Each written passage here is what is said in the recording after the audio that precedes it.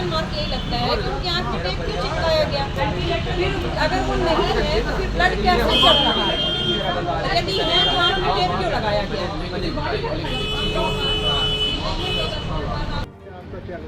मनीष कुमार द्विवेदी। क्या घटना हुई है? घटना हुई, मैं 29 तारीख को अपनी सिस्टर को यहाँ लेके आया, एडमिट किया। उनको मतलब प्रसव कराना था डिलीवरी के लिए, तो सीधी से लेके आया। मैं सुना था कि यहाँ वो संजय गांधी की कोई डॉक्टर हैं, वो ठीक ठाक ट्रीटमेंट करती हैं। उनसे पहले भी मिले थे तो बोले थे कि हमारे यहाँ आप लाइएगा, मेरे यहाँ अच्छी दवा होगी, तो आप प्राइवेट उसमें हम अच्छे से कर देंगे। तो उसी आशा विश्वास के साथ हम यहाँ आए हुए थे। और मेरे मरीज़ का जो है, मेरी बहन का ऑपरेशन भी किए, वो सारी चीज़ें ठीक थी। दूसरे दिन से बच्चा हुआ, वो भी सारी चीज़ें ठीक थी। 3-4 दिन तक सब चीज़ें चल रही थी, और ठीक होने के बावजूद भी ये लोग लगातार आईसीयू में रखे हुए थे। जबकि हम इनसे बार बार बोल रहे थे कि उसको कम से कम जनरल वार्ड या प्राइवेट वार्ड में शिफ्ट करा दीजिए, तो मतलब उसको थोड़ा सा रिलीफ महसूस हो। वहाँ चारों तरफ मशीनों से घिरे रहना, उसकी वजह से उसको और दिक्कत होती थी। और एक चीज़ और था कि ये अपने हिसाब से फुल डोज देते थे उसी दवाइयों को। एक दिन में कोई मरीज को 20-20, 30-30 हज़ार की इंजेक्शन मतलब दवाएं लग सकती हैं, क्या बताइए। और वो मतलब इतनी सारी दवाइयों का डोज उसको देते थे, पता नहीं है दवाइयाँ ले जाते हैं, आधा रख लेते हैं या फिर आधा यूज करते हैं, जो भी जैसे भी हो।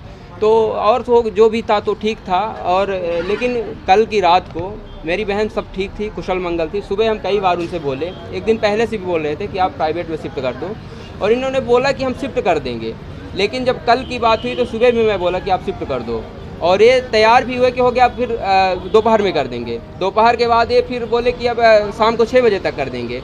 6 बजे के बाद बोले कि हो गया 11 बजे तक आपका पैसा लगेगा इसका आईसीयू चार्ज का, तो आप उसमें रखे रहिए, फिर शिफ्ट करा लीजिएगा। तुम बोले हो गया ठीक है, पैसा ठीक है कह रहे हैं शिफ्ट। फिर इसके बाद मुझसे इन्होंने क्या किया कि फिर 4-6 हज़ार की फिर इकट्ठा जो है दवाइयाँ मंगवाए, और फिर सारे इंजेक्शन वगैरह जो दवाई रही होगी तो फिर इकट्ठा उनको डोज दे दिए। डोज देने की वजह से मेरी बहन का मतलब डिलीवरी में जो डिलीवरी हुआ था उसकी मतलब क्या होता है, ब्लीडिंग, बहुत ज़बरदस्त ब्लीडिंग हुई। मुझे जानकारी नहीं हुई, मुझे बुलाए बाद में, बोले कि ऐसी बात है, ब्लीडिंग हो रही है, आप खून कहीं से व्यवस्था करवाइए। और ताकि मैं बोला ये हो कैसे गया, बोले हो गया, पता नहीं कैसे हो गया, बस आप व्यवस्था कराइए।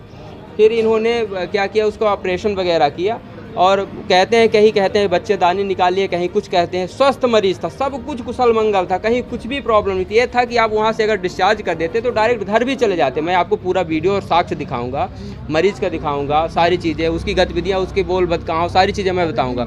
वो बोली भी है, वीडियो में बोली है कि मैं ठीक ठाक हूँ। ये लोग इतना ज़बरदस्त डोज देते हैं, डोज के कारण मुझे दिक्कत होती है। यहाँ क्या नाम था? सुमन शर्मा, सतना में ब्याही हैं।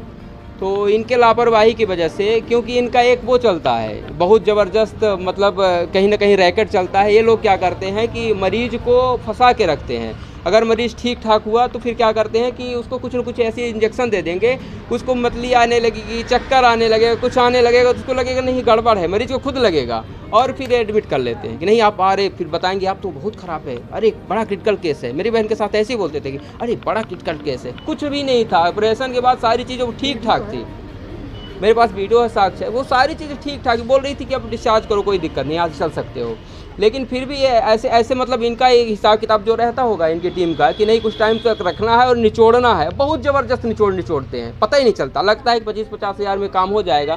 पहले तो मैं सुना था कि हाँ आयुष्मान से भी काम होता है, उस सिलसिले में मैं आ गया कि आयुष्मान से ऐड है ये अस्पताल, तो आयुष्मान से काम हो जाएगा।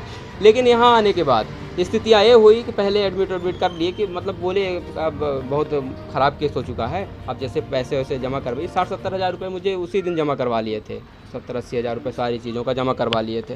मैं सोचा अगर ख़राब बता रहे हैं तो समस्याएं होगी, तो फिर ऑपरेशन वगैरह किया होगा, बच्चा को हो गया ठीक से, सब सारी चीज़ें हो गई, तो मुझे लगा कि हो गया जो लगा। लेकिन इतना ज़बरदस्त इनके यहाँ का बिल है, और इतना ज़बरदस्त यहाँ का, मैं बता रहा हूँ, इतने सारे मरीज रोके जा रहे हैं। मैं यहाँ स्थिति ये है कि मेरी बहन डेथ हो चुकी है। शाम को ये लोगों ने ऑपरेशन किए, शाम को लेके गए, ऑपरेशन किए, 12 बजे उनकी ब्लीडिंग हुई, और इसके बाद ब्लड वगैरह आया, ऑपरेशन वगैरह किए। क्या कैसे ऑपरेशन किया, ऑपरेशन करते ही बहन मर गई लगता है, मुझे तो ऐसे लगता है। क्योंकि जब मुझे बुलाए कि आप मुझे यहाँ पे गार्ड वगैरह लगे रहते हैं तो बताते हैं कि इसके परिजन कौन है। तो जब परिजन के बुलाने आते तो हम लोग नीचे बैठे रहते, तो बताते हैं हम भैया हम ही हैं, तो बुलाते हैं कि सर आपको वहाँ बुलाएं हैं, आईसीयू में बुलाएं हैं। तो जब जाता है मरीज़ के परिजन तो फिर वहाँ स्थितियाँ पता चलती हैं कि क्या हो रहा है। तो वहाँ फिर पता चला कि वे इनको जो है तो वो लगा दिया, वेंटिलेटर में रख दिए। बोले ऐसी स्थिति आ गई। मुझे लगा हल्का फुल्का कुछ ब्लीडिंग वगैरह की, कुछ वो जो इनका ऑपरेशन वगैरह का होगा। मुझसे दस्तखत भी करवा लिए थे कि मुझे लगा कुछ जो होता होगा इनका प्रक्रिया। मुझे क्या बताइए, तो पूरा जान ले लेंगे, और पूरा जान ले लिए। फिर अभी तक गुमराह करके रखे थे सुबह तक। तो नहीं, ठीक ठाक है उनका। मुझे लगता है ऑपरेशन करते करते मरीज़ ख़त्म हो गया था। और ये लोग क्या किए हैं कि ये लोग सुबह बताए, हम लोग पूछ के थक गए, तब ये बताए कि नहीं अब मरीज़ आपका वो हो गया। फिर वो मैनेजर साहब एक हैं, मनीष तिवारी जी हैं, तो वो कई बार, कल भी परसों भी, बार बार वो बोलते हैं आप पैसा नहीं जमा कर रहे हो, आपका पैसा इतना हो गया, 20,000, 40,000, 50। मैं बोला कि मेरे मरीज़ है, परिजन, मैं परिजन हूँ, तो मैं पैसे तो दे ही दूँगा। आज फिर बोले कि आप पैसे जमा करो तब आपकी बॉडी जाएगी। मैनेजर है यहाँ के। कितना बिल बनाया होगा? बिल तो बिल मेरे पैसे कम से कम 1 लाख के करीब दवाइयों में लग गए होंगे, जांच वाँच में सब कुछ मिला के। बताइए कि 2-4 दिन में इतनी दवाई हो सकती है क्या? 50,000 का तो खून आ चुका है। बताइए कहाँ जाता है, किसको चढ़ाए हैं खून? और इसमें आयुष्मान भारत का पूरा है, और इतना ज़बरदस्त बेड चार्ज। मरीज का सुमन शर्मा नाम था सर। 5 दिन सर, कल ये लोग हमको अंदर रात में 2 बजे बैठा के अंदर समझाएं। बॉडी मेरी मैडम की वहीं पे ख़त्म हो चुकी थी। उसके बाद ये मेरे को वहाँ अंदर बैठा के समझाएं कि अभी 48 घंटे का इनको रिस्क है। अब मेरे को वहाँ देखने नहीं जाने दिए हैं। जब मैं गया हूँ कोई खून देखने की, खून चढ़ रखने, खून नहीं चढ़ रहा था। उसी समय मैं अपनी मैडम के यहाँ सिर में हाथ रखा, ठंडी थी वो। मैं बार बार पूछ रहा था, मेरे उसके अलावा कोई नहीं। ये लोग इतना टॉर्चर किए हैं कि मैं अब क्या बताऊँ। मैं इसको गाली देता था। नहीं बताएंगे वो। क्या नाम है आपका? सुजीत शर्मा, सुमन शर्मा। नमस्कार, मैं डॉक्टर अखिलेश पटेल, संचालक नेशनल हॉस्पिटल रीवा से। आज आप लोगों के माध्यम से कैंसर के लक्षण को कैसे पहचाने, इस विषय में एक छोटी सी जानकारी देना चाहूँगा। बात करें कि विंध्य क्षेत्र में पुरुषों में सबसे ज़्यादा कैंसर मुख का कैंसर होता है। मुख के कैंसर को कैसे पहचाने? कभी भी मुंह में या जबान में कोई भी छाले जो हफ्ते 10 दिन से ज़्यादा समय तक हैं, दवाओं से ठीक नहीं हो रहे हैं, तो अपने नज़दीकी चिकित्सक को ज़रूर दिखाएं। हो सकता है वो बड़ी गठान हो। लक्षण जो है शुरुआत में ही पहचान में आ जाते हैं तो उसका संपूर्ण इलाज हो सकता है। दूसरी बात करें महिलाओं में, तो महिलाओं में विंध्य क्षेत्र में बच्चेदानी का कैंसर और ब्रेस्ट, छाती की गठान का कैंसर सामान्यतः पाया जाता है। उसमें अपन बात करें लक्षण क्या आते हैं, तो छाती में यदि किसी भी लेडीज़ को, यदि वो 30 साल या 35 साल से ऊपर की हैं, कैसे भी असामान्य गठान छाती में महसूस होती है तो अपने नज़दीकी चिकित्सक को ज़रूर दिखाएं। वो सामान्य या असामान्य या कैंसर जैसे भी बीमारी हो सकती है। और महिलाओं की दूसरी जो सबसे बड़ी बीमारी है वो होती है बच्चेदानी का कैंसर। बच्चेदानी का कैंसर अमूमन 40 वर्ष के ऊपर की ही महिलाओं में पाया जाता है। उसमें असामयिक तरीके से रक्त का स्राव या मावात का जाना, ये उसका प्रमुख लक्षण रहता है।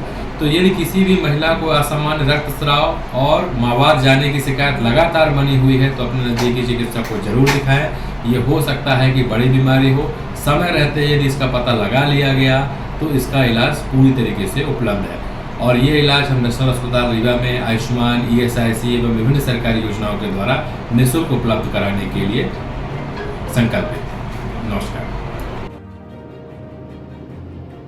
एक पेशेंट की मौत हो गई आपके प्रार्थना हॉस्पिटल में, क्या पूरा मामला है? और आपके ऊपर गंभीर आरोप भी लग रहे हैं कि आपकी लापरवाही के कारण पेशेंट की डेथ हो गई। देखिए, जिस पेशेंट की हम बात कर रहे हैं, सुमन शर्मा पेशेंट, 29 तारीख को हमारे यहाँ आई थी। पेशेंट हमारे यहाँ अत्यंत गंभीर अवस्था में आई थी, जिनको अत्यधिक रक्तस्राव हो रहा था। बेसिक जांचों में हमको पता चला है कि इनकी हार्ट की सर्जरी पहले हो चुकी है, जिसके लिए इनको खून पतला करने की दवाई चल रही थी। उसी समय परिजन को समझाया गया कि माँ की जान को खतरा है, यदि अभी तत्काल ऑपरेशन नहीं करेंगे तो बच्चे और माँ की दोनों की जान नहीं बचाई जा सकती। तत्काल उनका ऑपरेशन किया गया। ऑपरेशन के समय भी समझाइश दी गई परिजनों को कि मरीज की स्थिति अत्यंत गंभीर है। उनका जो बच्चा हुआ था, ऑपरेशन के द्वारा बच्चा हुआ, बच्चे की भी स्थिति बहुत अच्छी नहीं थी। तुरंत बच्चे को NICU में शिफ्ट कराया गया और उसको तत्काल प्रभाव से मैनेज किया गया। आज की डेट में बच्चा स्वस्थ है। उसके बाद मरीज़ की स्थिति गंभीर बनी हुई थी। ICU में 3-4 दिन तक भर्ती रखा था। चूँकि उनको हार्ट की बीमारी की वजह से खून पतला करने की जो दवाई चल रही थी उसको बंद नहीं किया जा सकता था। उसको बंद करने से मरीज़ की जान को तत्काल खतरा था। लेकिन कल रात को अचानक उनका रक्त का स्राव हुआ। रक्त का स्राव 11 बजे हुआ। हमारी पूरी डॉक्टरों की टीम आई, doctor Sonal Agarwal madam, doctor LM Singh sir, doctor Himanshu Pandey. तकरीबन 4 से 5 घंटे ऑपरेशन चला, रात को 12 बजे से लेकर सुबह 5 बजे तक। ऑपरेशन के दौरान हमने देखा कि अत्यधिक रक्त का स्राव हो चुका है एवं मरीज के बचने की संभावना कम थी। अत्यधिक रक्त स्राव की वजह से मरीज की मृत्यु हुई। हमने अपना पूरा 100% एफर्ट लगाया। मरीज के इलाज में कोई लापरवाही नहीं की गई है। खुद अस्पताल ने सारी मरीज की खून की दवाइयों की व्यवस्था की है। हमारे पूरे प्रयास के बाद भी मरीज चूँकि बहुत गंभीर थी, इस वजह से उनकी जान नहीं बचाई जा सकी। और इस चीज़ की जानकारी परिजनों को पहले ही दिन से थी कि मरीज की स्थिति अत्यंत गंभीर है, उसको बचा पाना थोड़ा मुश्किल काम है। लेकिन बच्चा अभी स्वस्थ है और बच्चे की आज छुट्टी कर रहे हैं। आयुष्मान से इलाज नहीं हुआ है, ये तो क्या मामला है? देखिए, ऑप्स और गायनी जो है वो एमपी में कहीं पे भी आयुष्मान नहीं दिया गया है। और हमारे पास आयुष्मान में सिर्फ सर्जरी, ऑर्थो, मेडिसिन और पीडिया का पोर्टल है। इसके अलावा हम किसी भी ब्रांच का, चाहे वो न्यूरो सर्जरी हो, चाहे गायनिक सर्जरी हो, हमारे पास उसकी परमिशन ही नहीं है। तो हम इस वजह से उनका आयुष्मान से इलाज नहीं कर पाए। ये पहले जानकारी थी, आपने पेशेंट के परिजन को बताया? परिजनों को भर्ती होते समय सारी जानकारी दे दी गई थी कि आयुष्मान इस बीमारी के लिए हमारे अस्पताल में उपलब्ध नहीं है। ये जिनकी डेथ हुई है, कितनी उम्र लगभग? 34 ईयर्स के आसपास उनकी एज है। ऑपरेशन कौन कर रहा था आपके यहाँ से? ऑपरेशन हमारे यहाँ gynaecologist doctor Sonal Agarwal madam है, उन्होंने ऑपरेट किया है। कितने ऑपरेशन हुए थे? ऑपरेशन तो उनका एक पहले ऑपरेशन हुआ था LSCS के लिए, जिसमें अपने बच्चे को स्वस्थ निकाला। उसके बाद दोबारा उनको जो ब्लीड हुई, उसके बाद दूसरा ऑपरेशन कल रात को हमने लिया था। वेंटिलेटर पे कब रखा गया था? वेंटिलेटर पे आज सुबह ऑपरेशन के तुरंत बाद मरीज परिजनों का आरोप है कि मृत्यु के बाद जो है वेंटिलेटर पे रखा गया। गलत आरोप है। कभी भी किसी भी मृत व्यक्ति को वेंटिलेटर पे, यहाँ क्या, मैंने आज तक इतने साल की प्रैक्टिस में कभी किसी को नहीं देखा कि मृत व्यक्ति को वेंटिलेटर पे रखा गया।